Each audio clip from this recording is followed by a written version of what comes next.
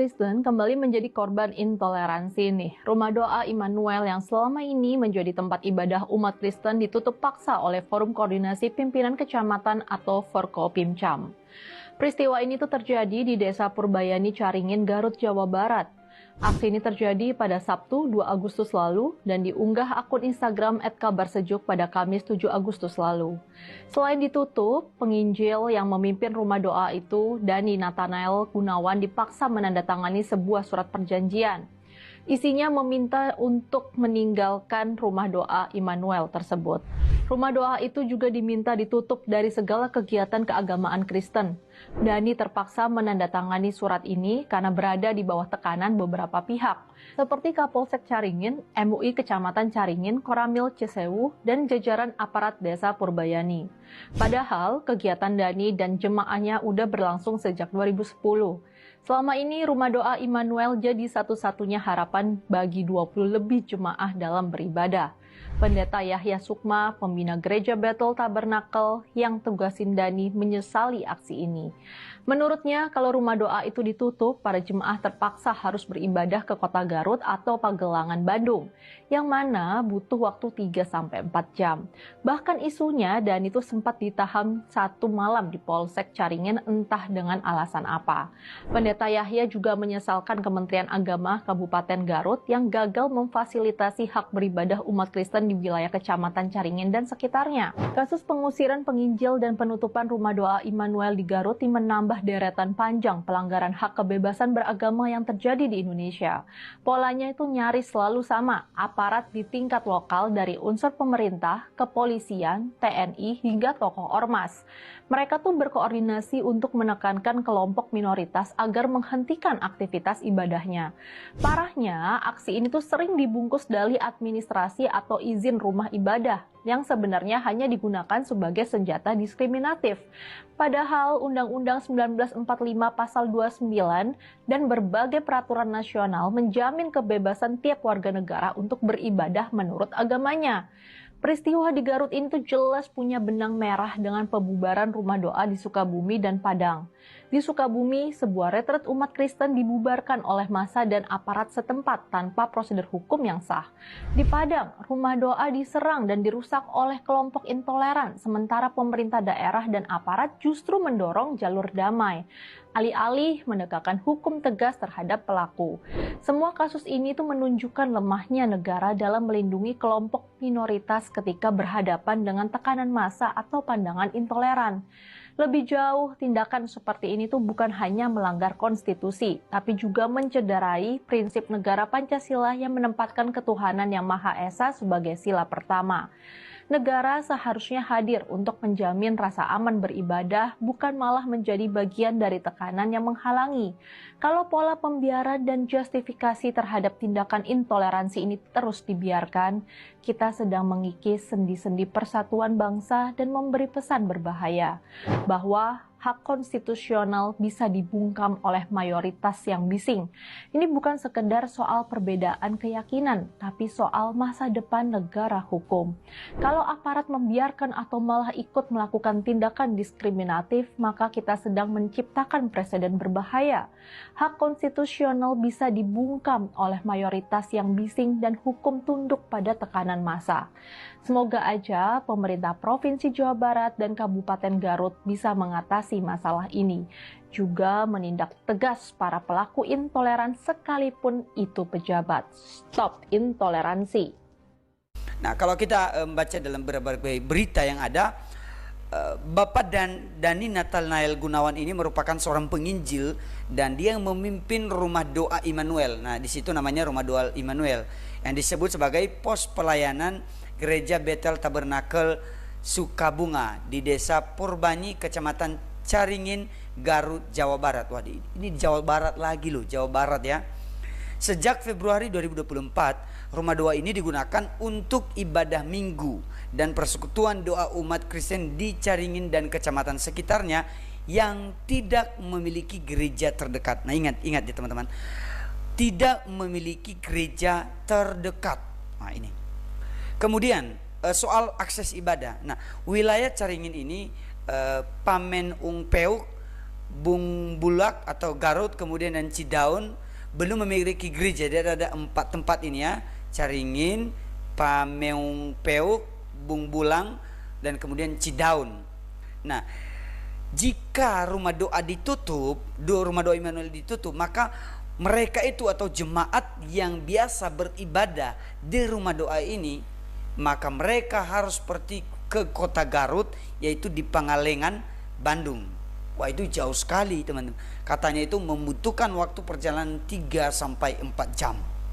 Wah, berarti ya kalau mereka ibadah jam 10, berarti mereka sudah berangkat dari jam 6 pagi gitu kan, bayangkanlah. Jadi mereka betul-betul mengalami persekusi yang luar biasa bagi saya. Nah, gini ya, pada tanggal 2 Agustus kemarin 2025 ini, Dhani Nathaniel ini atau Pak Dhani Daniel ini dipaksa, ingat ya, ada kata pemaksaan, menandatangani surat di bawah tekanan Forkopimcam Caringin, yaitu Kapolsek, Kasih Kesra, dan Meramil Aparat Desa, dan MUI juga. Wah, banyak sekali. Isi suratnya adalah yaitu mereka mengusir Dhani Nathaniel dari rumah doa Immanuel di Desa Purbanyi. Wah. Kemudian penutupan seluruh kegiatan keagamaan Kristen di rumah doa Immanuel. Berarti mereka tidak mau ada kegiatan agama apapun di rumah doa Immanuel itu. Wah, ngeri kan? Berarti apakah ini toleran atau intoleran? Apakah ini oknum lagi? Kita nggak tahu. Kemudian penandatanganan disertai surat keterangan tanda lapor atau istilahnya itu SKTL dari Kementerian Agama Provinsi Jawa Barat. Waduh, ini Kementerian Agama itu ikut-ikutan dalam hal ini, bukannya membela gitu. Kemudian akhirnya apa yang terjadi? Menurut Pendeta Yahya, dikatakan bahwa Pak Dhani ini sempat dibawa ke Polsek Caringin 1 malam. Waduh, hanya gara-gara ada rumah doa, hanya gara-gara mereka melakukan kegiatan beribadah. Padahal harusnya kita dilindungi oleh yang namanya undang-undang kita itu sendiri untuk bebas beribadah. Tapi ini, oke, kita next di sini. Pendeta Yahya pun itu mengatakan dia menyesalkan Kementerian Agama Kabupaten Garut yang gagal memfasilitasi umat Kristen di wilayah tersebut untuk beribadah. Betul, saya juga setuju ini, karena harusnya dia sebagai Kementerian Agama di kabupaten itu harusnya memfasilitasi. Kalau melihat umat ini memang tidak ada gereja di terdekat, ya nggak apa-apa lah rumah doa gitu. Kenapa sih takut dengan gereja, takut dengan salib ya, takut dengan lagu rohani ya, takut ada yang murtad ya, gitu ya. Dampaknya sekitar 20 lebih umat Kristen di Caringin dan sekitarnya kini kehilangan tempat ibadah tetap. Penutupan ini dinilai sebagai bentuk diskriminasi dan pelanggaran terhadap hak beribadah. Saya setuju. Jadi apa yang mereka lakukan ini berarti bentuk diskriminasi, pelanggaran terhadap hak beribadah. Sangat-sangat melanggar, bentuk diskriminasi dan melanggar undang-undang gitu. Jadi perlu kita lihat di sini ya. Tadi awalnya itu ada pemaksaan, kemudian disuruh menandatangani surat, kemudian diusir, bukan hanya diusir dan ditutup rumah doanya ini. Dan sekarang sudah terjadi. Beberapa hari yang lalu kita mendengar bahwa sudah terjadi penutupan itu dan dia diusir pada Dhani Nathaniel. Wah, pertanyaan saya sekarang adalah penyebab utamanya apa? Apakah hanya karena mereka tidak mendapat izin atau karena memang intoleran berkedok izin? Kalau kita melihat kasus ini dengan detail ya, kalau kita memperhatikan, rumah yang ada ini adalah bukan rumah ibadah atau gereja. Ini adalah rumah doa. Kenapa bisa terbukti menjadi rumah doa? Karena mereka yang beribadah di situ hanya sekitar 20 lebih jemaat. Berarti tidak banyak. Artinya kalau dalam kekristenan ada namanya itu persekutuan doa. Tapi beribadahnya boleh hari Minggu, boleh hari apa aja, terserah. Yang penting itu tidak menjadi gangguan bagi orang lain. Dalam tanda petik gangguan mungkin apa istilahnya, musiknya terlalu besar, menggelegar seperti diskoti dan sebagainya kan gitu. Ya berarti itu mengganggu. Tapi kalau hanya beribadah seperti biasa, seperti ibadah rumah tangga, karena persekutuan doa itu sama dengan kita beribadah di rumah tangga, ibadah keluarga, beribadah di pos pelayanan, ada itu istilahnya kalau di Kristen. Tapi ini dituntut supaya ada yang namanya izin. Sekali lagi ya, dituntut ada yang namanya izin. Dari Bangkok sampai Desium sana kami sudah buat penolakan untuk masjid. Baru yang ini siapa yang minta untuk bangun masjid? Marga mana kasih tunjuk pelepasan kami minta untuk kasih tunjuk. Sekarang kasih tunjuk, sekarang kasih tunjuk. Jadi ada pelepasan mana? Kasih tunjuk. Mungkin ada yang membuat pelepasan secara tersembunyi. Dua tulisan tertutup.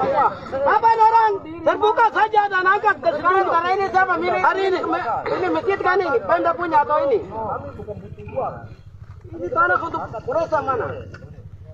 Cara lagi muncul, Mbak. Tiba-tiba kamu izin dengan siapa? Tanah sini tapi untuk tidak ada tanah untuk masjid sini. Rumahan Polres, rumahan dinas, tiba-tiba begini.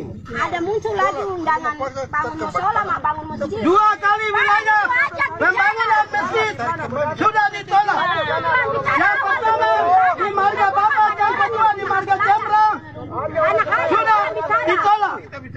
Maka sekarang yang ketiga kali di marga Jamrang dengan majlisat ini, dengan apapun, kami masyarakat adat menolak.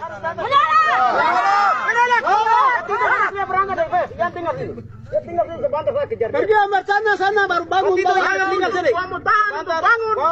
Buat 2 marga tanah dikembali ke tanah Anda. Waktu itu ada konstitusi harus ada di sini. Kalau mau bangun harus ada. Menjawab ini. Waktu itu harus ada. Siapa yang bagi undangan? Siapa itu? Itu dia bagi undangan, dia harus tanggung jawab. Jangan buang-buang. Panggil dia. Jangan sembunyi. Kalau sembunyi sebentar, untuk kejar terus. Polisi tanggung jawab, bikin pernyataan. Pernyataan saya tarik pulang tanah saja. Tarik tanah ini kembali ke tanah adat saja.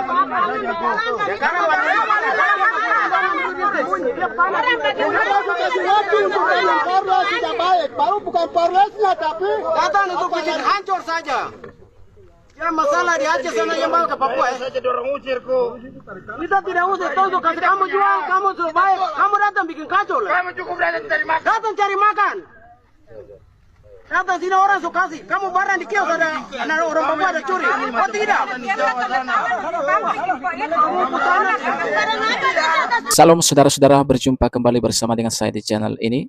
Terima kasih buat teman-teman yang sudah menonton video ini dari awal pertengahan sampai selesai. Kiranya Tuhan Yesus memberkati kita semuanya. Amin. Dan jangan lupa teman-teman dukunglah channel ini dan perkembangan channel ini agar setiap kali saya membagikan video-video, saudara menerima dan mendapatkan notifikasi baru sehingga boleh menjadi berita yang penting bagi kita. Nah, teman-teman, kita sudah melihat tadi bagaimana Menak, yaitu Garut dan aparat yang menutup gereja dan mengusir pendeta sehingga tidak diizinkan ibadah lagi di sana. Sementara kalau kita lihat tadi jemaatnya tidaklah begitu banyak, artinya tempat itu bukanlah gereja, tetapi itu adalah rumah doa. Dan seperti yang pernah sering kita dengarkan disampaikan oleh Permadi Arya atau disebut dengan Ustadz Abu Janda, mengungkapkan selalu bahwa untuk beribadah di rumah doa itu tidak perlu namanya izin kecuali membangun gereja, karena rumah doa itu adalah rumah milik pribadi kita dan itu tidak perlu izin kepada siapapun. Dan memang ini masuk akal dan ini adalah logika bahwa untuk beribadah sebenarnya kepada Tuhan ya kita tidak perlu izin kepada siapapun juga, karena itu adalah hubungan kita dengan Tuhan. Mungkin ada narasi-narasi ya ketika mereka mau berdoa maka harus diketahui orang. Kita dalam kekristenan tidaklah demikian. Tidak perlu diketahui oleh orang-orang.